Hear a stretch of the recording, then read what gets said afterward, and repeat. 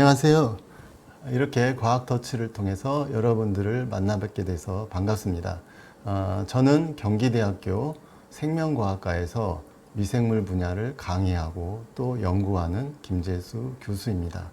제가 특별히 남배양성 미생물에 대해서 관심이 많아서 남배양성 미생물에 대해서 약 10년 정도 연구를 지속해 오고 있습니다. 그래서 여러분들에게 제 연구 분야를 소개하도록 하겠습니다.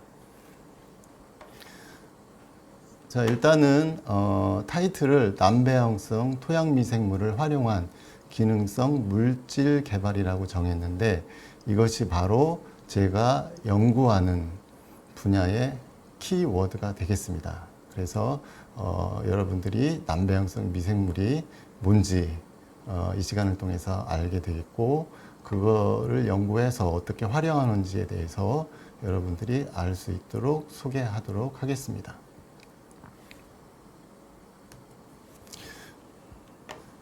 제가 강연할 순서는 첫 번째 미생물이란 무엇인지에 대해서 말씀드리고, 두 번째는 남배양성 미생물의 특징에 대해서 말씀드리고, 세 번째는 남배양성 미생물의 미래의 전망에 대해서 말씀드리고, 네 번째는 결론적으로 중요한 맺음말을 통해서 결론을 맺도록 하겠습니다.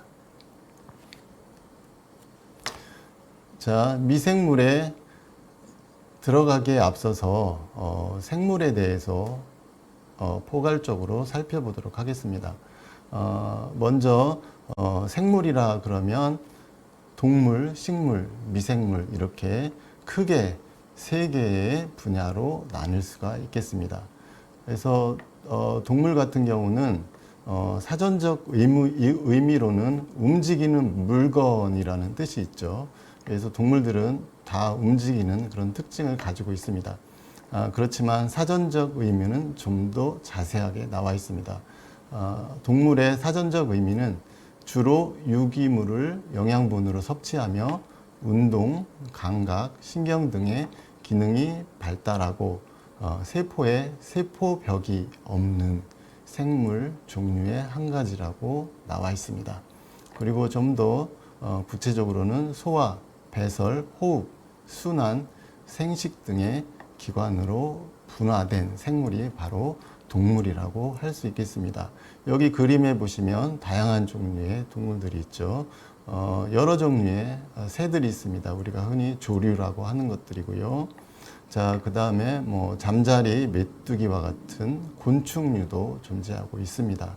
자, 그리고 여기 보면 개구리와 같은 양서류, 그 다음에 도룡뇽이나 아니면 도마뱀 같은 그런 파충류도 있고요. 그 다음에 이 달팽이와 같이 연체동물도 있고, 그 다음에 또 다양한 종류의 포유류들이 있습니다. 포유류 중에서도 사자와 같이 육식동물도 있고요. 또 기린과 같이 초식동물들도 있습니다. 이 그림에는 안 나타나 있지만 또 다양한 종류의 물고기, 즉 어류가 있습니다. 이와 같이 동물들의 가장 큰 특징들은 움직인다는 것이죠. 그 다음에 두 번째 생물 종류는 식물이 있겠습니다. 식물 같은 경우도 한자어로 표현이 됐는데요. 심겨진 또는 심는 물건이란 뜻이 있습니다. 그래서 옛날 사람들이 식물들은 심을 수 있다라고 해서 그런 이름이 붙었는데요. 식물 같은 경우도 좀 더 사전적 의미를 보시면 일반적으로 운동기관이 없고 자유롭게 움직일 수 없으며 광합성을 할 수 있고 세포에 세포벽이 있는 생물 중에 하나라고 이렇게 말하고 있습니다. 그래서 동물에는 세포벽이 없고 식물에는 세포벽이 있는 게 세포 수준에서의 차이점이 되는 것이죠. 그리고 고등한 식물 같은 경우는 뿌리, 잎, 줄기를 갖추고 있고 일생 동안 계속 성장할 수 있다라는 그런 특징이 있습니다. 식물의 유형은 크게 5가지로 나뉠 수가 있습니다. 맨 앞에 보시면 허브라고 되어 있는데 이거는 초본이 되겠습니다. 그래서 잎이라든지 줄기가 다 연한 이런 식물 종류를 일컫는 거고요. 그 다음에 여기 쉬럽과 트리가 있는데 이 두 가지는 다 목질을 가지고 있는 그런 식물들입니다. 그래서 쉬럽은 한국말로 관목이라 그러고, 관목의 특징은 바닥으로부터 즉 땅으로부터 여러 개의 가지가 생성이 되고 또 키가 비교적 작습니다. 근데 교목 같은 경우는 일단은 기둥 역할을 하는 큰 그러한 교목이 만들어지고 거기에 여러 가지 잔가지들이 위에 쪽에서 생성이 되는 이런 특징이 있죠. 관목에 비해서 키도 더 큽니다. 그래서 이런 특징에 의해서 관목과 교목으로 나뉘고요. 그 다음에 여기 보면은 클라임버스랑 크리퍼스가 있는데 둘 다 한국말로는 덩굴 식물이 되겠습니다. 그래서 어떻게 차이가 있냐면 이 포도 같은 경우는 어떤 지지대를 감고 올라가는 이런 특징이 있고요. 크리퍼스 같은 덩굴 식물 같은 경우는 땅에 이렇게 퍼지는 이러한 덩굴 식물이 되겠습니다. 이와 같이 식물도 다양한 종류가 있고 크게는 5가지 유형으로 나뉠 수가 있습니다. 자, 그러면 우리가 배울 미생물에 대해서 보도록 하겠습니다. 자, 앞쪽에서는 동물, 식물 이런 것들은 눈으로 보이기 때문에 눈으로 보이는 어떤 특징을 잡아서 그걸로 이름을 정했습니다. 근데 미생물들은 어때요? 미생물의 정의를 한번 먼저 볼까요? 맨눈으로는 관찰할 수 없는 작은 생물이라고 되어 있습니다. 그래서 우리가 눈으로는 도저히 관찰할 수가 없는 생물을 일컫는 거고요. 뭐를 사용해서 우리가 미생물들을 관찰하죠? 네, 현미경입니다. 현미경을 통해서 확대해서 우리가 관찰할 수 있습니다. 그래서 과거에는 미생물을 볼 수가 없었죠. 자, 그렇기 때문에 이 작다라는 의미의 그 이름이 붙어서 미생물이 된 겁니다. 그래서 동물, 식물들은 보이기 때문에 그 특징을 잡아서 이름을 지었지만 미생물 같은 경우는 안 보인다라는 그 특징으로 이름을 지은 거죠. 자, 미생물에는 일반적으로 진균, 원생동물, 세균, 바이러스, 조류 등이 포함되어 있습니다. 자, 먼저 세균부터 보시면 우리가 흔히 말하는 박테리아 종류가 바로 세균이 되겠습니다. 그 다음에 또 펀자이, 균류라고 그러고 또 진균류라고도 하는데요. 우리가 흔히 알고 있는 곰팡이 종류가 바로 여기에 속하고 이런 것들도 미생물에 해당이 됩니다. 그 다음에 원생동물, 프로토조아인데요. 우리가 아메바나 그 다음에 집신벌레 같은 거 많이 알고 있죠. 자, 이런 종류가 단세포이면서 움직이는 이러한 원생동물이 되겠습니다. 그리고 조류라고 하는 알지가 있습니다. 녹조라든지 아니면 적조라든지 이런 거를 일으키는 그런 종류가 되겠습니다. 광합성을 할 수 있고요. 그 다음에 단세포 생물입니다. 자, 그 다음에 요즘 코로나19 때문에 여러분들 많이 고생하시죠. 코로나19를 포함한 다양한 종류의 또 바이러스가 있습니다. 이 중에서 바이러스가 가장 작죠. 어쨌든 가장 작은 바이러스 때문에 엄청나게 큰 인간들이 고생을 하고 있는 것은 참으로 아이러니한 그런 현상이 되겠습니다. 자, 그 다음에 미생물, 식물, 동물 이러한 크게 세 종류의 생물들이 존재하는데요. 각각의 종류들의 종수는 어떻게 되는지 한번 살펴보도록 하겠습니다. 일단은 동물이나 식물 같은 경우는 눈에 보이기 때문에 많은 종들이 밝혀졌습니다. 아직도 안 밝혀진 종들이 있지만 밝혀진 종이 훨씬 많죠. 그래서 동물 같은 경우는 150만 종이 현재 밝혀져 있고요. 식물 같은 경우는 30만 종이 밝혀져 있습니다. 더 많이 밝혀지더라도 이 숫자에는 많은 변화가 없을 걸로 추정이 되고요. 자, 미생물 같은 경우는 눈에 안 보이기 때문에 잘 밝혀져 있지 않습니다. 그래서 현재 한 3만 종 정도가 밝혀져 있는데요. 그 많은 사람들의 연구를 통해서 약 1조 개 정도의 미생물 종류가 있지 않나라고 예측을 하고 있습니다.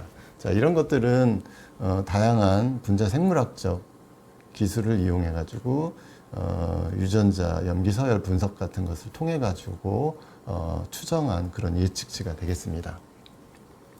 그리고 생물 총량, 생물의 무게죠.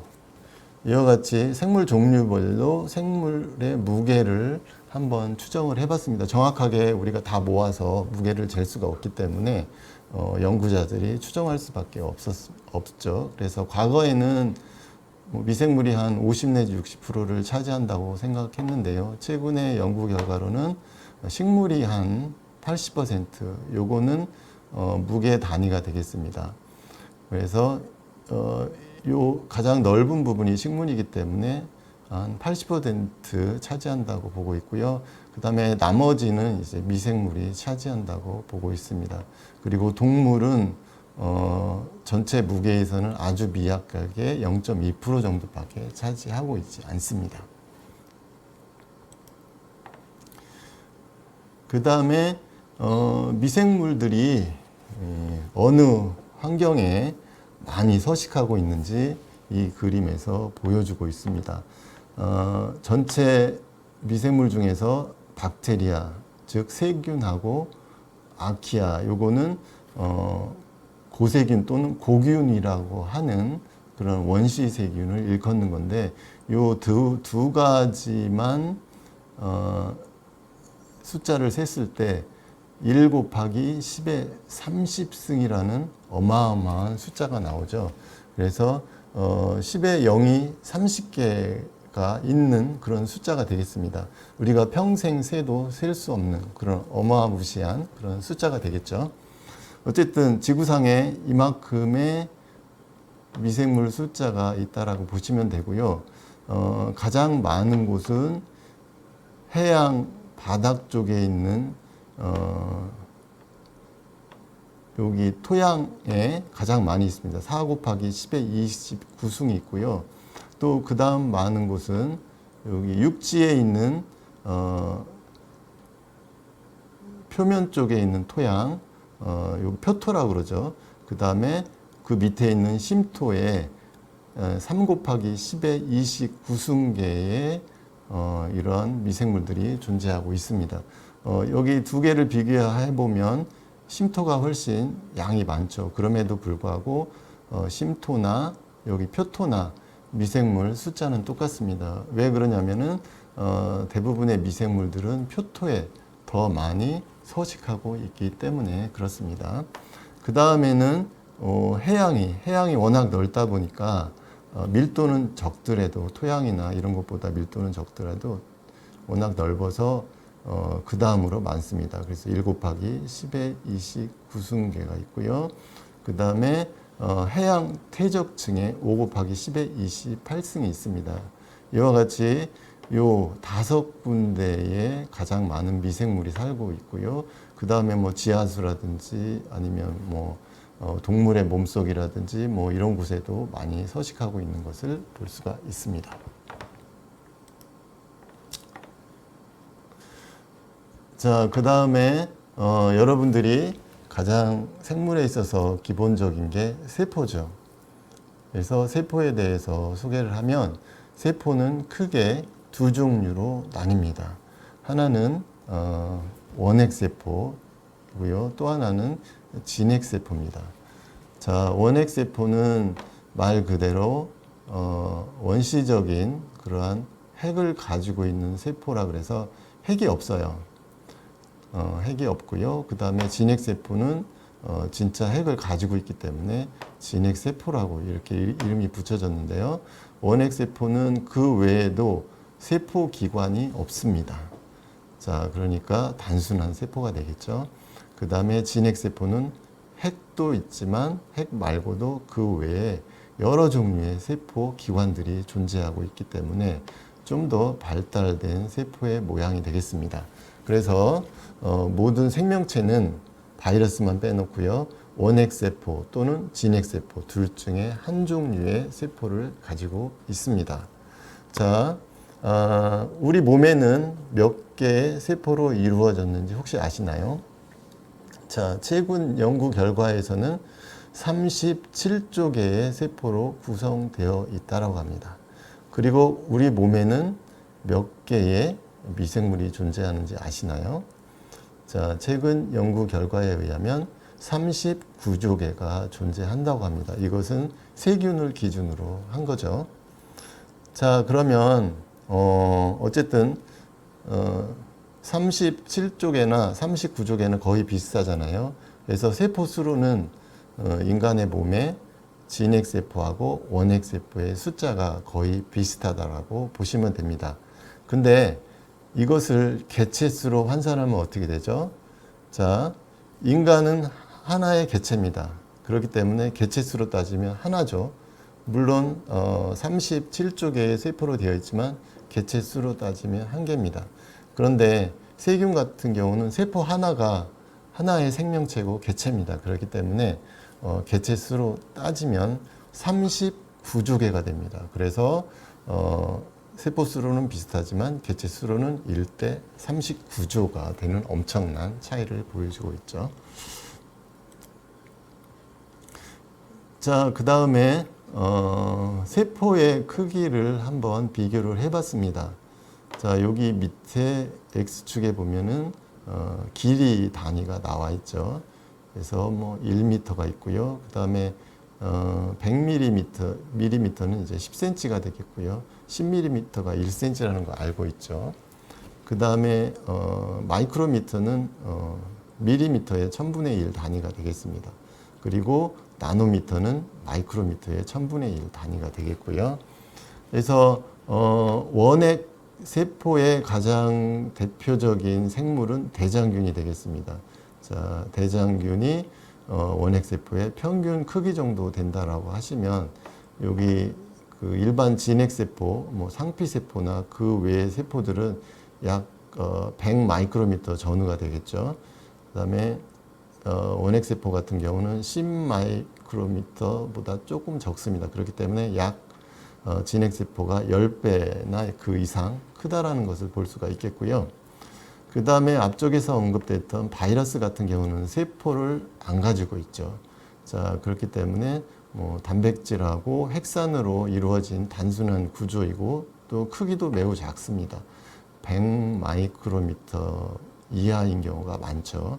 그렇기 때문에 요 원핵세포인 대장균보다 10배 이상 작습니다. 이 바이러스는 진핵세포의 여러 가지 기관보다도 훨씬 적습니다. 미토콘드리아나 엽록체보다도 훨씬 작죠.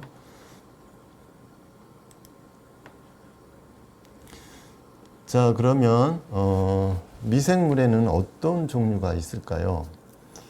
자, 이게 바로 분류 체계를 나타내는 개통수라고 합니다. 개통수는 뒤에 숫자는 나무 숫자로 표기를 하는데 이 그림이 마치 나무처럼 생겼기 때문에 개통수라고 일컫습니다. 그래서 최근에 이와 같이 세 개의 도메인, 즉 역으로 나누어졌습니다. 보면은 박테리아인 세균 그룹하고 그 다음에 아키아인 고균 그룹하고 그 다음에 유카리오타인 진핵생물 그룹으로 나뉘었습니다. 과거에는 진핵생물 그룹인 식물하고 동물도 이렇게 하나의 큰 그룹으로 나뉘었는데 이제는 진핵생물 안으로 들어가서 작은 그룹이 되어버렸고 전체적으로 이 미생물이 좀 더 강조가 되고 더 많이 넓게 분포하는 것을 보여주고 있는 이런 분류 체계로 바뀌었습니다. 여기에서 보시면 이 박테리아도 원핵 생물이면서 미생물이고요. 요 아키아 고균도 원핵 생물이면서 미생물입니다. 그리고 이 진핵 생물 내에도 미생물이 많습니다. 보시면 여기 동물하고 식물 빼고 나머지는 다 미생물이 되겠습니다. 그래서 미생물이 엄청나게 많고 엄청나게 많이 다양하게 존재한다라는 것을 우리가 알 수 있겠습니다. 자, 그러면 요 세 개의 역으로 나뉘어졌는데 이 역 간의 차이점들을 비교한 이런 표가 되겠습니다. 박테리아하고 아키아 요 두 개가 서로 원핵 세포를 가지고 있기 때문에 많은 공통점을 공유하고 있죠. 그래서 제일 많은 공통점을 가지고 있고요. 그 다음에 박테리아하고 요 유카리아 원핵 생물하고 진핵 생물이지만 또 몇 가지의 공통점을 가지고 있고요. 또 가장 원시적인 원핵 생물인 이 고균하고 요 진핵 생물 간에도 어느 정도 공유하는 공통점을 가지고 있습니다. 이와 같이 서로 모든 생물 간에는 공통점들이 있다는 거 알아주시기 바랍니다. 자, 그 다음에 미생물을 형태적으로 구별을 해봤습니다. 미생물 중에 가장 대표적인 세균을 중심으로 그들의 모양을 설명드리도록 하겠습니다. 일단은 기본적으로 구형, 그 다음에 막대형, 그 다음에 나선형 이렇게 세 개로 나뉘고요. 구형 중에는 2구, 그 다음에 4구, 8구 입밥형이 있고요. 그 다음에 이렇게 사슬형이 있고요. 그 다음에 요게 이제 포도상 구균으로 많이 알려진 균인데요. 이와 같이 포도송이처럼 되어 있는 그런 모양도 있습니다. 그 다음에 막대형도 이렇게 사슬을 이루는 경우도 있고요. 그 다음에 막대형 세포에 이런 편모 같은 것들이 달려 있어서 이동할 수도 있고요. 그 다음에 세포 안에 이런 포자들을 가지고 있는 이러한 세포들도 존재하고 있습니다. 그 다음에 나선형 같은 경우도 여러 종류가 있는데 이렇게 한 번 구부러진 거 있고 그 다음에 이렇게 두 번 구부러진 거 있고 또 여러 번 반복적으로 구부러진 거 있고 어떤 것은 이렇게 꼬여 있는 것들도 있습니다. 이 외에도 다양한 것들이 있죠. 좀 더 다양하고 특이한 모양을 다음 슬라이드에서 보도록 하겠습니다. 이와 같이 마치 팔이 달린 것처럼 이렇게 이상한 모양의 그런 박테리아도 존재하고요. 이거는 거미처럼 생겼죠. 거미와 같은 박테리아도 존재하고 이거는 별 또는 불가사리처럼 생겼죠. 이러한 모양의 박테리아도 존재하고 있습니다.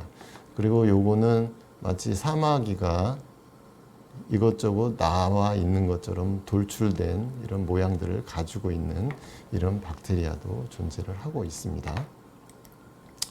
자, 그 다음에 고균에 대해서 설명을 드리겠는데 고균 같은 경우는 모양에 있어서는 박테리아하고 유사합니다.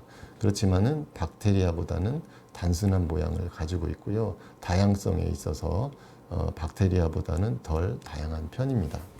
그렇지만은 고균의 특징은 이런 극한 환경 속에서 서식을 할 수 있다라는 거죠. 자, 보시면 여기가 어디예요? 염전이죠. 염전은 염분 농도가 매우 높습니다. 염분뿐만 아니라 뭐 사해라든지 미국 유타주의 그레이트 솔트레이크라든지 뭐 이런 곳에는 염분 농도가 바다보다 한 10배 이상 높습니다. 그런 곳에 다른 생물들은 전혀 살 수가 없어요. 자, 근데 이 고균 미생물만 그곳에서 살고 있습니다. 이와 같이 그런 미생물들을 호염성이라고 합니다. 그 다음에 또 호산성이 있는데요. 호산성은 산도가 높은 곳, 즉 pH가 낮은 곳에서 서식하는 이런 생물들입니다. 자, 뭐 산성토양이라든지 아니면 피클처럼 절인 거, 산으로 절인 그런 식품에 서식할 수 있는 이런 미생물을 호산성이라고 하고 대부분 고균들이죠. 그 다음에 여기 뭐예요? 온천이라든지 아니면 해저 열수구, 온도가 매우 높은 곳입니다. 100도가 넘는 곳도 있습니다. 그런 곳에도 미생물이 살고 있는데 이런 미생물들을 고온성 또는 초고온성이라고 합니다. 그 다음에 여기 보면은 습지대죠. 습지대는 유기물도 많고 그 다음에 산소가 부족하고 이산화탄소가 많은 지역입니다. 이런 지역에서는 메탄 생성균이 존재합니다. 이곳에서 메탄 생성균이 메탄가스를 생산해내기 때문에 그 가스를 이용해서 연료로 사용할 수가 있겠습니다. 이 메탄 생성균도 이 고균만이 해당이 됩니다. 자, 그 다음에 여기 보면은 얼음이 있죠. 자, 어떤 미생물들은 얼음 속에서도 서식을 합니다. 자, 그렇기 때문에 그런 미생물들은 호냉성이라고 합니다. 여기 나와 있지는 않지만 어쨌든 아주 차가운 곳에도 미생물이 살고 있고 대부분 고균에 속하는 미생물들입니다. 자, 그 다음에 아까도 얘기했듯이 진핵생물 중에서도 이 진핵생물은 진핵세포를 가지고 있기 때문에 붙여진 이름이죠.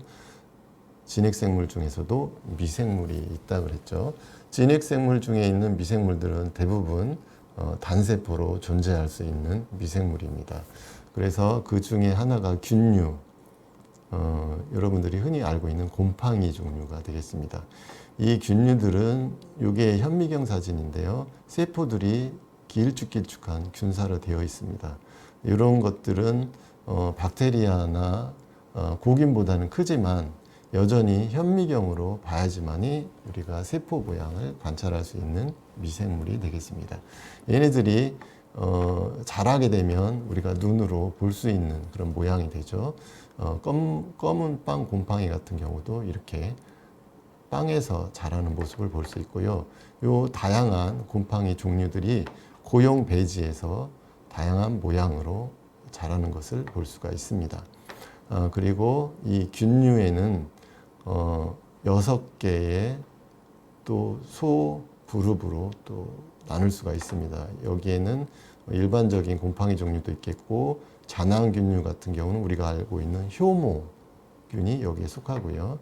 그 다음에 담자균은 우리가 눈으로 볼 수 있는 버섯 종류입니다. 뒤에서 또 다양한 버섯을 보여드리도록 하겠습니다.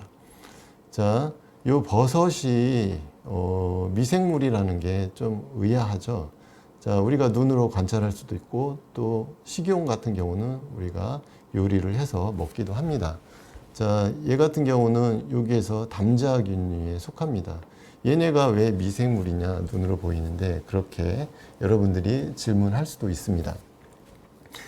그렇지만은 얘네들 생활사를 다른 곰팡이들하고 비교했을 때 매우 유사하고 또 얘네들도 생활사 중에 버섯으로 되기 전에는 균사체를 가지고 있고 그 균사체는 아주 작아서 눈에 보이지 않습니다. 이 버섯으로 자라는 이유는 씨앗을 맺기 위해서 이런 자실체 모양으로 성장한 것을 우리가 눈으로 볼 수 있게 되는 거죠. 자, 그 다음에 진핵생물 중에 프로토주아 원생동물이 있습니다. 얘네들은 주로 단세포로 되어 있는데요. 움직이죠. 그렇기 때문에 뒤에 동물이라고 붙였지만 실제적으로 앞쪽에서 언급했던 그 동물은 아닌 거죠. 앞쪽에서 언급한 동물들은 다세포 생물입니다. 이런 것은 단세포 생물이고 얘네들도 물론 현미경을 통해서 우리가 좀 더 자세히 관찰할 수 있는 거고요. 우리가 많이 알고 있는 아메바, 그다음에 유굴레나 집신벌레, 뭐 종벌레 이런 것들이 원생동물에 속합니다. 그리고 미생물입니다. 자, 그다음에 또 진핵생물 중에 조류가 있죠. 이 조류들도 요 세포들이 많이 이렇게 뭉쳐서 자라기 때문에 크게 뭉쳐 있는 것들은 눈에 보이기도 합니다. 그렇지만은 얘네들은 세포 하나하나 분리돼서도 성장이 가능하고요. 그 다음에 세포들을 관찰하려면 현미경을 통해서 이렇게 관찰을 해야 됩니다. 그래서 다양한 종류의 뭐 녹조라든지 적조류라든지 아니면 뭐 규조류라든지 아니면 우리가 식품으로 개발되고 있는 클로렐라라든지 이런 것들이 조류에 속하고, 조류의 특징은 빛 에너지를 이용해서 광합성을 할 수 있다라는 거죠. 자, 그 다음에 미생물 종류 중에 마지막 바이러스에 대해서 말씀드리도록 하겠습니다. 자, 바이러스는 세포 구조를 가지고 있지 않기 때문에 사실은 생물인지 아닌지도 헷갈리는 그런 생명체입니다. 왜냐하면은 세포의 기본 단위가, 생물의 기본 단위가 세포인데 그 기본 단위마저 안 가지고 있는 그런 단순한 구조를 가지고 있죠. 주로 DNA나 RNA와 같은 핵산하고 단백질, 코트를 가지고 있습니다. 자, 그래서 이제 어떤 분은 생물이다, 어떤 분은 생물이 아니다라고 얘기를 하고 있는데, 얘네들이 숙주에 감염돼서 증식을 하고 또 숙주를 병들게도 하고 숙주를 죽이기도 하는 그런 역할을 한다라는 면에서 병원성 세균이나 뭐 곰팡이나 이런 거하고 유사한 그런 메커니즘을 가지고 있기 때문에 어떻게 보면 생물이라고 할 수 있고요. 그 다음에 작기 때문에 미생물에 속하는 건 맞습니다. 그럼 바이러스도 형태적으로 구별을 하면 나선형이 있습니다. 이와 같이 핵산을 중심으로 단백질이 감싸고 있고 나선형이고요. 대표적인 게 토바코 모사익 바이러스, 그래서 담배 모자익 바이러스로 담배 식물에 감염이 돼서 잎을 모자이크 모양으로 병들게 하는 이런 바이러스가 되겠죠. 그 다음에 다면체가 있습니다. 기본적인 게 20면체인데요. 이렇게 다면체를 가지고 있는 아데노 바이러스라든지, 그 다음에 구형으로 되어 있는 인플루엔자 바이러스, 코로나 바이러스도 이 구형에 속한다고 볼 수 있겠고요. 그 다음에 복합형이 있습니다. 복합형은 박테리오 페이지니까 박테리아를 감염시키는 바이러스가 있습니다. 그것을 박테리오 페이지라고 불리는데, 얘 같은 경우는 머리는 다면체에 속하고 이 부분이 꼬리인데요. 꼬리 부분은 요 나선형 두 가지로 돼 있고, 요거는 다리 같이 생겼지만 다리는 아니고 파이버라고 합니다. 어쨌든 우주선하고 비슷하게 생겨서 매우 특이하고 또 기억에 많이 남는 구조가 되겠습니다. 자, 그러면 이제 본격적으로 남배형성 미생물에 대해서 배우도록 하겠습니다. 자, 남배형성 미생물은 어떤 것을 남배형성 미생물이냐 하냐면, 먼저 정의를 보시면 실험실 조건에서 인공적으로 배양이 안 되는 미생물로 자연에 존재하는 가장 많은 미생물로 미생물의 다양성의 구성원이다, 이렇게 되어 있거든요. 그래서 일반적으로 우리가 알고 있는 그런 미생물들은 배양이 되는 그런 미생물들이고요. 그 외에 수많은 미생물들은 배양이 안 되기 때문에 우리가 현재 모르고 있습니다. 자, 그래서 연구 결과도 이렇게 남배형성 미생물이 많다는 것을 보여주고 있는데요. 여기 보면은 티베티안 엔틸로프, 그래서 티베트 지역에서 서식하는 영양이죠. 영양의 베지즈는 분변입니다. 분변에 있는 세균을 다 조사했더니 언컬처드 박테리아가 남배형성 세균이 되겠습니다.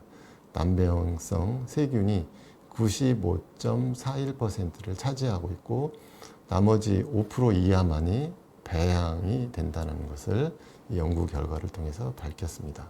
그 다음에 또 다른 연구 결과를 보시면 대부분 자연에서 배양이 되는 것, 이게 고용배지에다가 미생물을 배양한 그런 모양이죠. 1 내지 5%만이 배양된다라고 이렇게 연구 결과를 발표하고 있고요. 어떤 분들은 99.99%가 남배형성이고 0.001% 이하가 배양이 된다라고 얘기하는 사람도 있습니다. 어쨌든 남배형성 미생물들이 엄청나게 많이 존재하고 있다는 것은 알 수 있겠죠. 자, 그 다음에 이 그림을 보면은 이 세균, 박테리아의 주요 그룹 중에서 이제 문이라고 일컫는 가장 높은, 아까 도메인 배웠죠? 도메인 바로 밑에가 문입니다. 문 수준으로 29개의 문으로 나눌 수가 있습니다. 요 29개의 문을 나누고 그 문별로 배양성과 남배양성을 구별해서 이렇게 표시를 했습니다. 여기에 초록색이 바로 배양성이고 여기 붉은색이 남배양성을 표시했는데 딱 보시면 별 차이가 없어 보이잖아요. 50대 50이나 아니면 뭐 배양성이 3분의 1 정도 아까 뭐 얘기했던 거랑 많이 다르죠. 자, 근데 X축을 보시면 X축이 1, 2, 3, 4, 5 이렇게 증가하는 것이 아니라 10배씩 증가하고 있어요. 눈금 간격은 같은데 10배씩 증가하고 있기 때문에 이것을 우리가 흔히 보는 그래프 모양으로 바꿨을 때는 엄청나게 길어지면서 거의 붉은색으로 다 표기가 되고 요거는 거의 보일까 말까 할 정도로 아주 미미하게 남게 됩니다.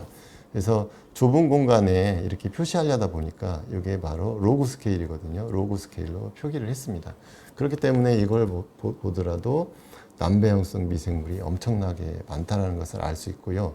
또 일부 문에서는 제타라든지 그 다음에 여기 보시면 요거 맨 밑에 2개의 문에서는 아예 배양성 미생물이 하나도 없고 다 남배형성 미생물로만 구성이 되어 있는 것을 볼 수 있습니다. 자, 그러면 왜 배양이 안 될까요? 왜 배양이 안 돼서 남배양성 미생물이라고 했을까요? 한번 살펴보도록 하겠습니다. 자, 우리가 배양을 할 때 인공 배지를 만들어서 배양을 합니다. 그렇기 때문에 인공 배지의 문제점을 먼저 보도록 하겠습니다. 첫 번째는 극도로 높은 기질의 농도. 실제적으로 자연 환경에 살고 있는 미생물들은 아주 낮은 농도의 기질이 분포하는 곳에서 서식하고 있는데 인공 배지는 매우 높은 기질 농도를 가지고 있습니다. 왜냐하면 특정 잘 자라는 미생물들의 포커스를 맞추고 그것을 잘 키우기 위해서 만들어진 배지이기 때문에 그렇죠. 자, 그 다음에 두 번째로는 성장을 위한 특별한 영양 성분이 인공 배지에는 없습니다. 왜냐하면 자연에는 다양한 종류의 영양 성분이 존재하고 있는데 그것을 다 인공 배지에 담아낼 수가 없기 때문에 그렇죠. 자, 그 다음에 세 번째는 배지에 포함된 저해 요소 또는 배지에 있는 치사라는 것은 사멸시키는 이러한 그런 성분들이 포함이 되어 있다는 거죠. 그래서 잘 자라는 그런 미생물에는 전혀 해가 안 되고 오히려 자라는 데 도움을 주지만 그것이 다른 남배양성 미생물에는 성장에 저해를 준다라는 거죠. 자, 그런 이유가 있고요. 그 다음에 네 번째로 배지, 우리가 알고 있고 우리가 사용하는 배지는 너무 선택적이고 어떤 특정 미생물 성장에만 치우쳐 있습니다. 자, 그렇기 때문에 남배형성 미생물이 그러한 배지에서는 자라지가 않습니다. 자, 이런 배지의 문제점을 알아봤고요. 자, 그러면 남배형성 미생물의 특징을 보도록 하겠습니다. 특징을 알아야지만이 우리가 새로운 배양 방법을 만들어낼 수가 있겠죠. 첫 번째는 자원이 제한된 환경에서 생존과 성장에 잘 적응된 그런 생물들입니다. 실제 환경에서는 이 우리가 만든 인공 배지처럼 그렇게 그들이 필요한 자원이 많지가 않습니다. 물론 때로는 많을 수도 있고 많은 환경도 일부 있을 수 있지만 대부분의 환경들은 이러한 필요한 것들이 많이 공급이 되지 않는 아주 낮은 농도의 그런 영양분들로 되어 있는 그런 곳에서 살아가고 있기 때문에 그들은 이 인공 배지에 적응을 못하는 거죠. 그 다음에 대부분 남배형성 미생물들은 낮은 생식력을 가지고 있습니다. 그렇기 때문에 성장이 매우 느려요. 자, 그러한 문제점도 우리가 알 수 있고요. 그 다음에 대부분의 미생물들은 자연환경 속에서 군집을 이룹니다. 자기 한 종만 존재하는 것이 아니라 다양한 종류의 다른 미생물들과 섞여서 복합적으로 상호관계를 하면서 살아가고 있는 거죠. 근데 이제 대부분의 우리가 배양할 때는 순수 배양을 해서 한 종류만 배양을 합니다. 그래야지만이 그 종류의 특징을 실험을 통해서 우리가 파악할 수 있기 때문에 그런 거죠. 자, 그 다음에 또 환경에서는 여러 가지 그 물리적인 환경들하고 비생물학적 상호작용을 합니다. 어떤 토양 입자에 부착해서 살아가든지 아니면 어떤 물 속에서 살아가든지 어떤 물리적인 환경이 존재하고 있는데 인공배지나 실험실에서 배양하는 것들은 그런 것들을 고려하지 않고 배양하기 때문에 그렇습니다. 자, 그러면 난배양성을 극복하는 길을 한번 살펴보도록 하겠습니다. 이것들은 여러 연구자들이 그동안 연구를 통해서 발표한 내용 중에서 중요한 부분 4가지를 제가 골라서 오늘 보여주도록 하겠습니다. 첫 번째는 다양한 미생물에 대한 지식이 부족해서 그러한 난배양성 미생물이 엄청나게 많이 있다고 그랬죠. 걔네들은 배양성 미생물하고 분명히 틀린 점들이 많이 있습니다. 그리고 난배양성 미생물도 엄청나게 많이 있고 다양하기 때문에 개별적으로 그들에 대한 지식들을 확보할 필요가 있겠죠. 자, 그 다음에 자연 서식지의 화학적 원리를 파악을 해야 됩니다.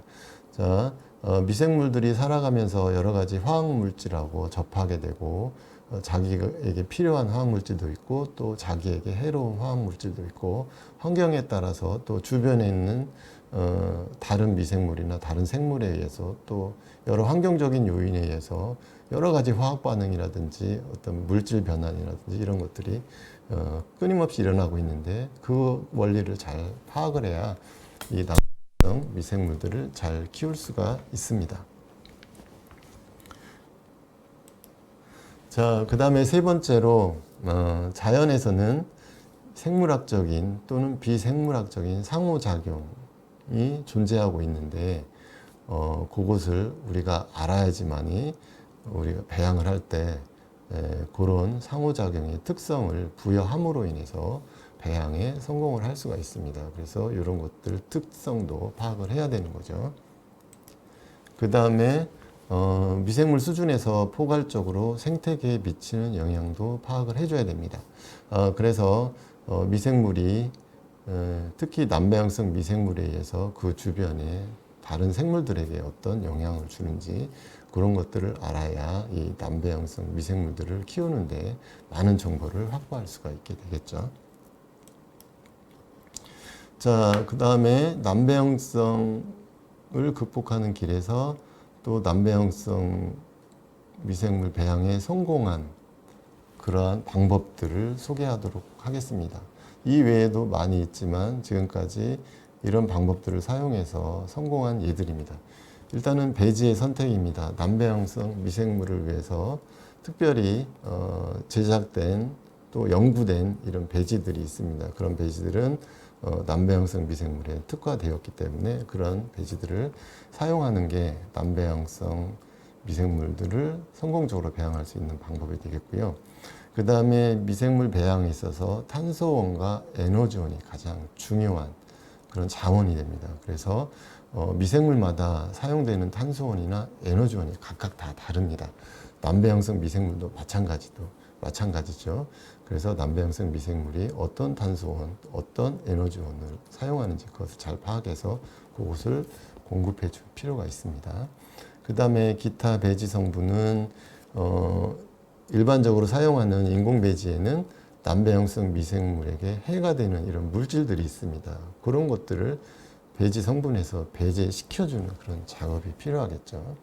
그 다음에 젤화젤인데 이것은 젤을 사용해서 고용 배지를 만들어서 거기에다 키우는 건데요.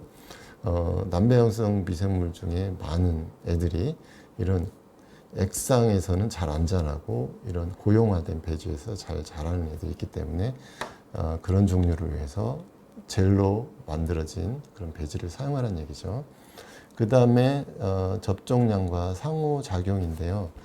접종량을 많이 늘리면 서로 간에 경쟁이 있기 때문에 서로 항생물질을 분비해서 상대방을 제어하려는 그런 경향성이 있기 때문에 남배형성 미생물이 더 취약합니다. 그래서 남배형성, 그리고 접종량이 많으면 배양성이 있는 애들이 확 자라버리기 때문에 영양분을 다 소모시켜 버립니다. 그렇기 때문에 이런 이유로 접종량을 줄이는 게 희석을 시켜서 접종하는 필요가 존재하고 있는 거죠.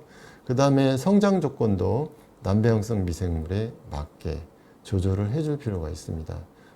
pH도 그들이 남배형성이 살고 있는 그 환경과 똑같이 맞춰줄 필요가 있고요.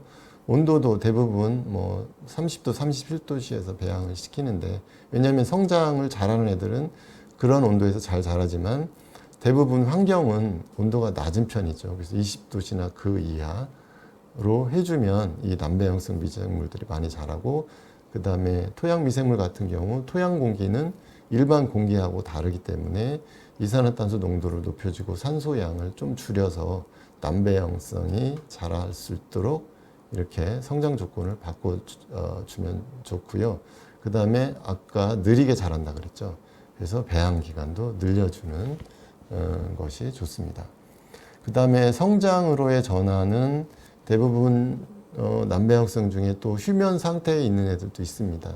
포자라든지 뭐 이런 형태로 전환이 된 세포 모양이 아닌 그런 모양으로 존재하는 경우도 있기 때문에 얘네들을 성장시키려면 세포로 다시 전환을 시켜야 됩니다. 그러려면 어떤 신호 분자가 있어야 되고요. 그거에 해당되는 신호 분자 유기물을 집어 넣어줘서 세포로 전환시킬 필요가 있겠고요. 또 콜로니 식별인데요. 얘네들은 성장이 느리기 때문에 이런 콜로니가 이제 세포들이 뭉쳐서 자라는 게 바로 콜로니거든요. 근데 이제 잘 안 자라고 자라더라도 느리게 자라기 때문에 콜로니가 매우 작아서 눈에 잘 안 보일 수 있습니다. 그렇기 때문에 현미경으로 콜로니를 확인한다든지 아니면 기간을 길게 둬서 더 자라도록 한다든지 해서 콜로니가 생기면 그거를 이제 픽업을 해서 또 그에 맞는 배지에서 대량으로 배양할 수가 있습니다. 그리고 또 어떤 경우는 군집 배양을 해야 됩니다. 아까 다른 종류의 미생물들하고 상호작용을 하면서 자란다 그랬죠. 근데 이제 실험실에서는 순수 배양을 해야 되기 때문에 이런 군집 배양을 할 수가 없습니다. 군집 배양을 하게 되면 여러 미생물들이 섞여 있기 때문에 그 어떠한 균의 특정 균의 특징을 우리가 실험을 통해서 밝힐 수가 없습니다. 섞여 있기 때문에. 그래서 군집 배양을 해야 되는데 뭐 여러 가지 방법이 있겠지만 주변에 군집이 존재하고 얘만 좀 떨어져서 성장을 하게 해서 군집 배양 효과를 가지고 요 순수하게 많이 자랄 수 있도록 해주는 방법이죠. 그걸 통해서 이제 군집 배양을 통해서 남배형성 미생물을 자라게 할 수 있습니다. 자, 그 다음에 이제 신배양 기술들, 요거는 남배형성 미생물을 배양하기 위해서 최근에 개발된, 그리고 성공적으로 개발된 이런 신배양 기술들이 되겠습니다. 자, 여러 가지 기술들이 개발이 됐는데요. 요거 같은 경우는 자연 친화형 기술이라고 할 수 있는데 어쨌든 그 구멍이 미세하게 뚫린 막 위에다가 토양 상등액은 그 안에 이제 남배형성 미생물이 많이 존재하고 있는데 그것을 이렇게 접종을 시킵니다. 도마를 시킵니다. 그 다음에 그 밑에는 뭐예요? 그 막 밑에는 토양층을 깔아줍니다. 자, 그래서 이것은 특별히 메탄가스를 사용할 수 있는 균을, 남배형성 균을 확보하기 위해서 이런 실험을 했거든요. 그래서 가스를 공급하는 이런 챔버 안에다 넣어놓고 키우게 되면 이 토양에 있는 그런 영양분들이 막 미세형 구멍을 통해서 확산해서 안으로 들어가게 되면 요 막 위에 조그마한 남배 형성 콜로니들이 형성이 되면 그거를 확보할 수 있다라는 얘기죠. 자, 그 다음에 이거 같은 경우는 레이저를 사용을 해서 남배 형성 미생물만 분리시키는 거죠. 그래서 이쪽으로 남배 형성 미생물만 레이저를 쏴서 이쪽으로 이동하도록 유도를 하는 겁니다. 그래서 남배 형성 미생물만 수집하는 방법이 되겠고요. 이거 같은 경우는 로봇 장치인데요. 이 안에는 한 100개 이상의 배양기가 존재하고 있습니다. 그래서 배양기마다 조건들이 다 다르기 때문에 조건에 따라 다른 그런 남배 형성 미생물을 키울 수 있다는 장점이 있고요. 요즘 AI가 많이 등장하는데 이 로봇의 AI나 이런 걸 통해서 좀 더 정밀하게 배양을 할 수가 있습니다. 자, 그 다음에 요거 같은 경우는 그로스 챔버라고 있는데 그로스 챔버 안에다가 젤을 집어넣고 젤 안에 남배 형성 미생물을 집어넣고 요 기공이 있는 막으로 덮습니다. 덮은 다음에 얘를 원래 있던 자연 환경에다가 토양이면 토양 안에다가 이제 묻어두는 거죠. 그러면 요 막을 통해서 토양에 있는 그런 영양분이나 이런 것들이 확산돼서 안으로 들어오면 그것을 먹으면서 이제 자라게 되는 이런 방법이 되겠습니다. 그 다음에 요거 같은 경우는 앞쪽에서 군집 배양을 소개했는데 군집 배양을 할 수 있는 그런 장치가 되겠습니다. 그래서 요게 바로 배양기인데 일반 배양기와는 달리 젤로 만든 작은 구슬이 무수히 많고 그 젤 안에는 남배 형성 미생물이 하나씩 들어 있습니다. 그리고 젤 바깥쪽에는 다양한 종류의 미생물들이 존재하기 때문에 군집 배양 효과를 누릴 수 있는 거죠. 그래서 젤 안에서 미생물들이 자라가면서 세포가 점점점 많아지게 되고 나중에 그 젤을 세포 종류에 따라 소팅, 분리를 해서 다 모아가지고 다량의 남배 형성 미생물을 확보하는 이런 장치가 되겠습니다.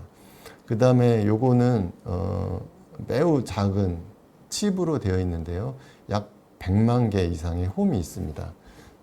그래서 샘플로부터 남배 형성 미생물들을 각 홈에 집어넣어 놓고 여기에서 요것도 막하고 똑같은 기능을 하거든요. 여기 미세한 구멍을 통해서 특정 영양분들을 집어넣어서 특정 남배 형성 미생물이 자라는지 안 자라는지 그것을 확인하고 특정 미생물을 확보하는 방법이죠. 그래서 현미경상에서 자라게 되면 이 콜로니들이 보입니다. 그러면 그 자란 미생물들을 확보할 수 있고 그게 특정 조건에 대한 특정 남배 형성 미생물을 확보하는 방법 중에 하나입니다. 그리고 이것도 그 아가르된 구슬 안에다가 이와 같이 미세한 구멍이 있는 막으로 이렇게 감싼 다음에 얘도 어떤 토양이나 환경 속에 집어넣어서 하는 방법입니다. 앞쪽에서 언급한 거랑 비슷하죠. 자, 이런 방법들이 개발되어서 남배 형성 미생물들을 배양하는 그러한 성공적인 그런 결과를 야기시켰습니다. 그 다음에 이것은 저희 실험실에서 개발한 방법인데요. 아까 앞쪽에서 언급한 방법하고 비슷한데 약간 다른 것은 뭐 토양 밑에 까는 건 같고요. 또 같은 외를 사용하는 것도 같고요.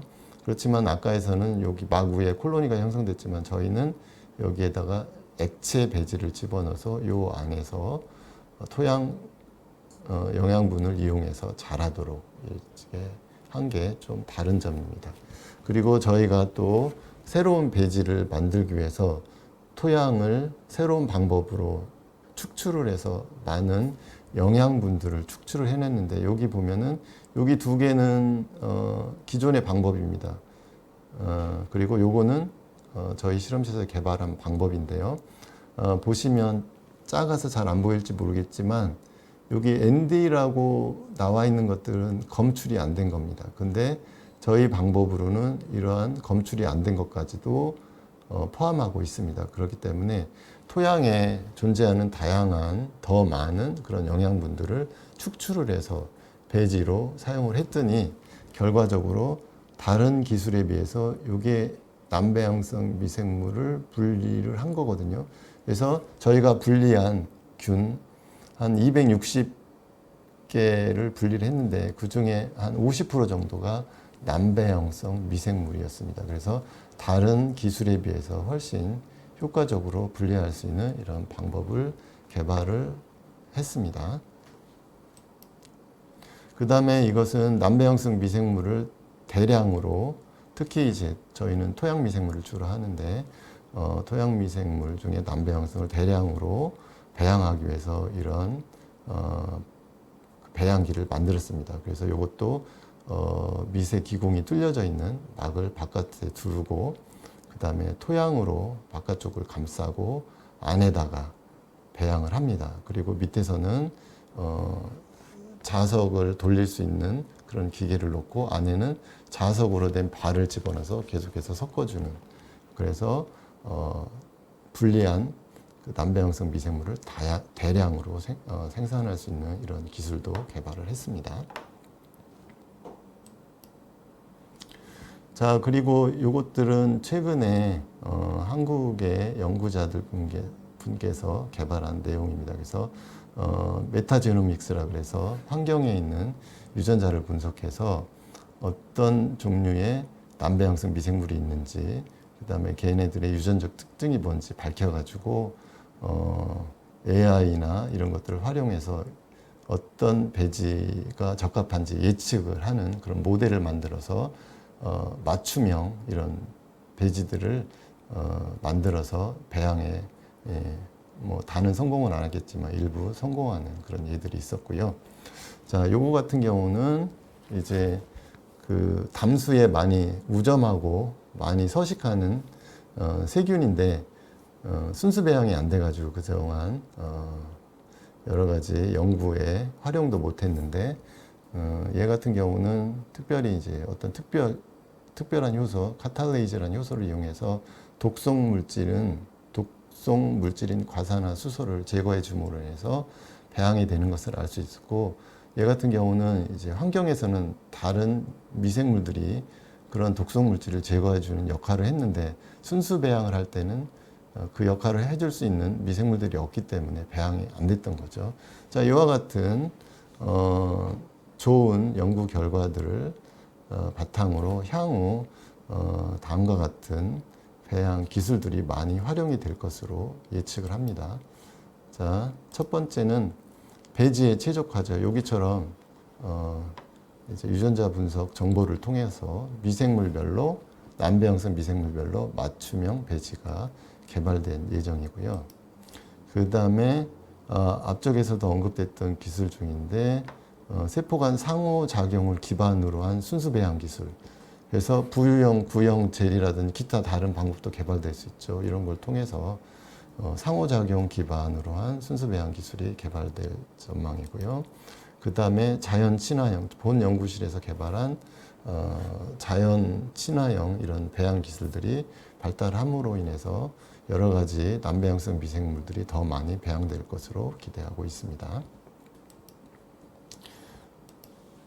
그 다음에 남배양성 미생물을 왜 이렇게 배양을 시키려고 노력을 하는지 그거에 대해서 다음과 같은 활용도가 있기 때문에 개발을 하는 것이죠. 자, 남배양성 미생물 같은 경우는 새로운 대사산물을 생산해낼 가능성이 많고 알려지지 않은 물질들을 생산해낼 가능성이 많습니다. 그렇기 때문에 요즘에 신약들이 많이 필요한데 특히 내성균주가 많아서 항생제가 약효가 이제 발효를 못하는 이런 시대가 됐죠. 그렇기 때문에 약이 없어서 사람들에게 치명적인 피해를 주고 있습니다. 그래서 새로운 화학물질로서 새로운 신약을 개발함으로 인해서 다양한 약제의 자원이 될 수 있고요. 그 다음에 새로운 기능을 가진 물질들이 개발할 확률이 높습니다. 자, 그 다음에 남배양성 우점종들이 환경에 많이 존재하는데 이거를 활용해서 환경이나 생태계에 어떤 영향을 미치는지 그 역할을 규명을 하려면 배양을 해야 됩니다. 자, 그 다음에 남배양성 미생물을 활용해서 여러 가지 오염물질을 정화하는데 활용할 수가 있죠. 실제 현장에서는 오염물질을 제거하는데 중요한 역할을 하지만 배양이 안 되기 때문에 다량으로 투입을 할 수가 없는 그런 문제가 있죠. 그래서 얘네들을 다량으로 배양해서 투입을 하면 좋은 정화 효과를 발휘할 수가 있습니다. 그 다음에 우리 몸에 유익균도 많은데 유익균 중에 이제 남배양성 미생물이 더 많습니다. 그렇기 때문에 그런 남배양성 미생물을 배양을 시켜서 프로바이오틱스를 만들면 현재 배양되는 미생물로만 제조된 프로바이오틱스보다 더 훨씬 뛰어난 프로바이오틱스를 만들 수가 있죠. 자, 그 외에도 그 다음에 각종 발효산업에 사용되는 그런 균주들은 배양이 되는 균주들만 사용하고 있습니다. 그렇지만은 고효율 남배양성 미생물을 활용하면은 더 많은 종류의 그러한 산업화를 제공할 수 있는 그런 기회가 생길 수가 있습니다. 자, 이 외에도 수많은 그러한 장점들이 많이 가지고 있고 많은 활용도가 있습니다. 자, 그러면 마지막으로 맺은 말을 하고 마치도록 하겠습니다. 시간이 많이 지났는데요. 제가 그 남배양성 미생물 배양에 관련된 리뷰 논문을 썼는데 거기에서 결론 부분의 맨 마지막에 언급된 내용입니다. 질문 형식으로 세 문장을 써서 맺은 말을 하도록 하겠습니다. 자, 첫 번째는 영어로 되어 있지만 제가 한국말로 설명드리겠습니다. 요 남배양성 미생물들을 배양하지 않고서는 그들을 검출한다든지 아니면 동정한다든지, 그러니까 특성 분석이죠. 분리학적 특성 분석을 어떻게 할 수 있느냐, 이런 질문이 또 나올 수가 있고요. 또 두 번째로는 배양하지 않고는 남배양성 미생물의 이 표현형, 그러니까 유전자가 발현돼서 나타나는 그런 현상들이라든지 그들의 가지고 있는 기능이라든지 이러한 정보를 어떻게 파악할 수 있느냐, 이렇게 질문하고 있고요.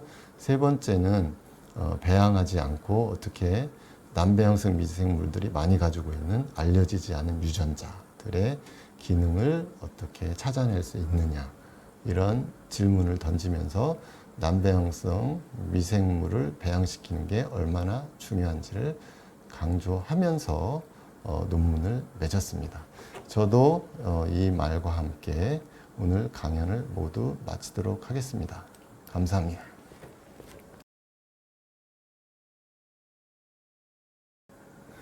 네, 질문이 상당히 많은데 제가 시간이 없기 때문에 몇 개만 골라서 질문하도록 하겠습니다. 자, 첫 번째 질문은 미생물 분류 체계는 새로운 미생물이 발견될 때마다 새롭게 바뀌나요? 그래서 미생물이 계속해서 발견되고 있는데 그 미생물이 발견될 때마다 하루에도 몇 개씩 발견이 되는데 그때마다 새롭게 바뀌진 않습니다.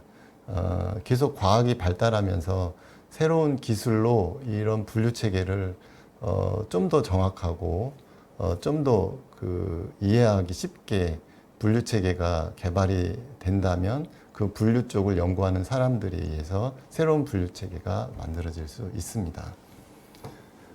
그 다음에 2번, 연구실에서 배양해서 연구하는 미생물들은 거의 치료나 병의 원인을 밝히기 위한 연구인가요?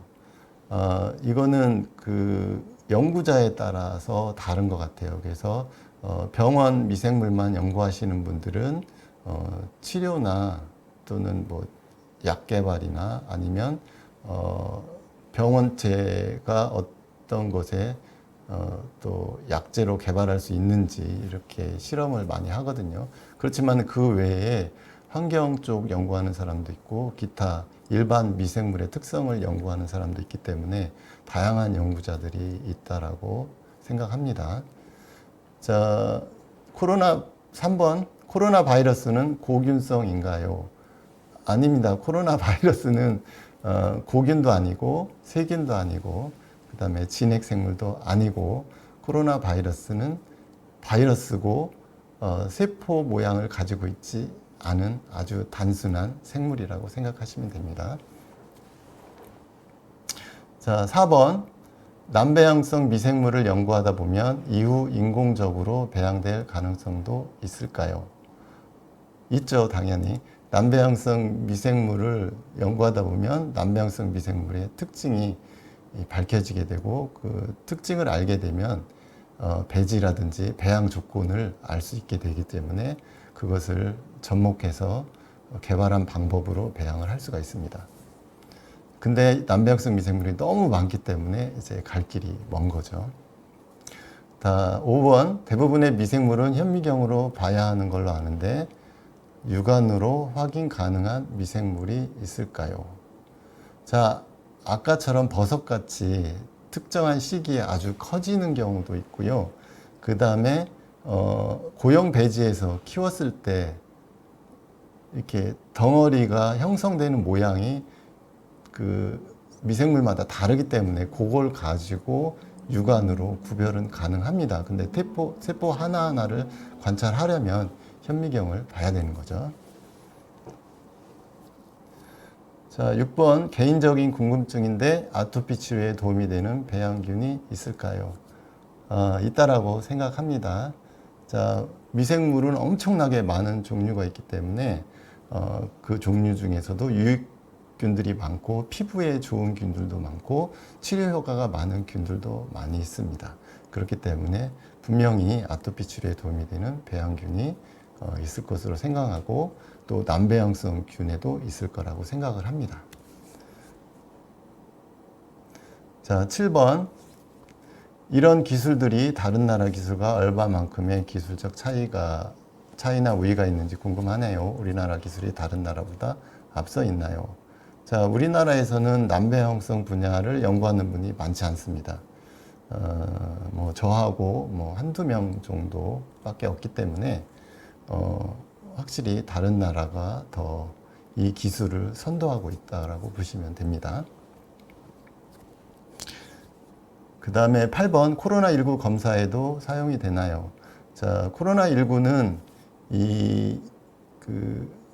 사람이나 사람을 주로 이제 감염을 시키기 때문에 미생물하고는 상관이 없습니다. 그래서 코로나19 검사에는 모르겠어요. 나중에 사용할 수도 있을지 모르지만 현재까지의 기술로는 사용할 수가 없습니다. 자, 이것으로 질문에 대한 답변을 다 마쳤습니다. 감사합니다.